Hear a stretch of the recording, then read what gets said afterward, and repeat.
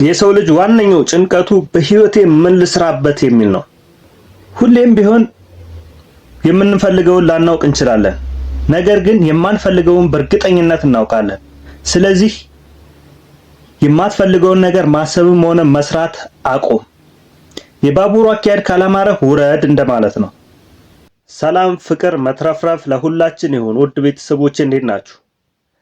ዛሬ ህልምን መለየት በሚል የተገናኘ ነው። እስከ መጨረሻው ድረስ ተከታተሉ። የሰው ልጅ ዋነኛው ጭንቀቱ በህይወቴ ምን ልስራበት የሚል ነው። አንተ ግን ምን ትፈልጋለህ?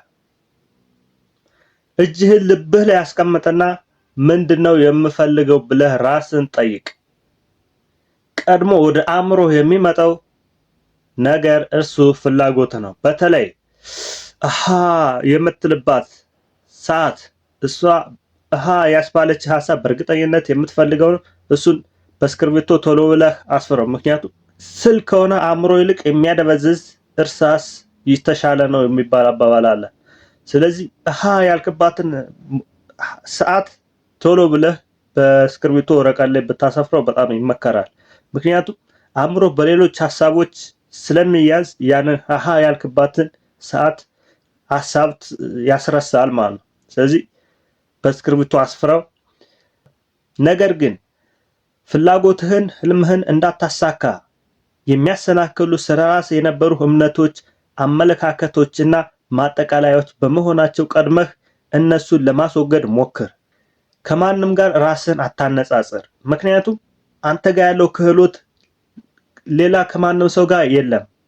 ሌላው እችለዋለሁ ከማለት የሚያሰናክሉህን ነገሮች ወደ ጎን ገፍተህ አእምሮህን ለሌሎች ለመልካም አጋጣሚዎች ክፍት አድርግ። እስከዛሬ ድረስ በህይወት ያጠራቀምካቸውን ክልከላዎችንና አችልም የሚሉህን አስተሳሰቦች አሁኑኑ አስወግድ። በጧት የምትፈልገውን ንጹህ አእምሮ ይዘህ ከተነሳህ የሚገባህንና የምትፈልገውን ህይወት መቅረጽ ትችላለህ። ብዙ ሰው ወደ ውጭ ይመለከታል፣ ህልም ያለምና ወደ ውጭ ይመለከታል። ነገር ግን ወደ ውስጥ ብትመለከት ነው የሚገለጥልህ። ወደ ውስጣችን ስንመለከት ነው የሚገለጥልህ እንጂ ወደ ውጭ ካየህማ ምንም እንደውም ተስፋ የሚያስቆርጡ ነገሮች ነው የምታየው። ወደ ውጭ ስታይ፣ ወደ ውስጥ ስታይ ነው የሚገለጥልህ። ህልምን ለማሳካትም የምትፈልገውን ነገር ለማግኘትም የሚገለጥልህ ወደ ውስጥ ስትመለከት ነው። ወደ ውስጥ ተመልከት። ውድ ቤተሰቦች፣ ሁሌም ቢሆን የምንፈልገውን ላናውቅ እንችላለን፣ ነገር ግን የማንፈልገውን በእርግጠኝነት እናውቃለን። ስለዚህ የማትፈልገውን ነገር ማሰብም ሆነ መስራት አቁም። የባቡሩ አካሄድ ካላማረህ ውረድ እንደማለት ነው። ምክንያቱም ከዛ ባቡር ካልወረድክ መልካም ነገር አይገጥምህም። ምክንያቱም እንደማይጠቅምህ እያወቅህ ስለምትሄድበት ማለት ነው። ከዛ ባቡር ከወረድክ ግን ራስን ለብዙ መልካም አጋጣሚዎች ክፍት ታደርጋለህ።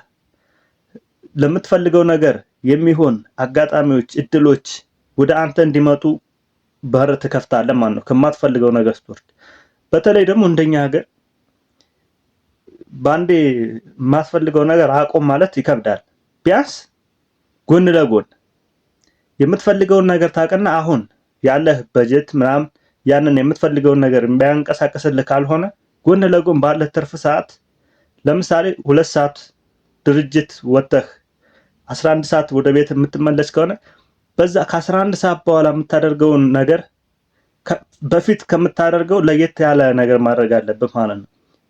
ሐሳብህ የፈለከውን ሐሳብ ልታገኝ የሚያስችሉህን ነገሮች ማድረግ፣ ማንበብ ካለብህ ስለዛ ነገር አንተ ለምትፈልገው ነገር ማንበብ፣ ትልቅ ሰዎች አንተ ልታሳካ ያሰብከውን ያሳኩ ሰዎችን ኢንተርቪዎችን መስማት፣ ሌሎችም ነገሮችን ማድረግ ማለት ነው። አንተ ጋር የተገናኘ ማለት ነው። አንተን የሚመለከትህን ብቻ። ያኔ እሱን ስታደርግ በእርግጠኝነት የምትወደው ነገር ከሆነ ስሜትህን መቆጣጠርና ድርጊትህን መውሰድ ይጀምራል። ያኔ ከማትወደው ነገር ወጥተህ ጠቅልለህ ወደምትወደው ነገር በመሄድ ያ የምትወደው ነገር ማግኘት ትችላለህ። ምክንያቱም መሄድ ከጀመርክና በራስህ ካላቆምክ ማንም ሊያስቆምህ አይችልም።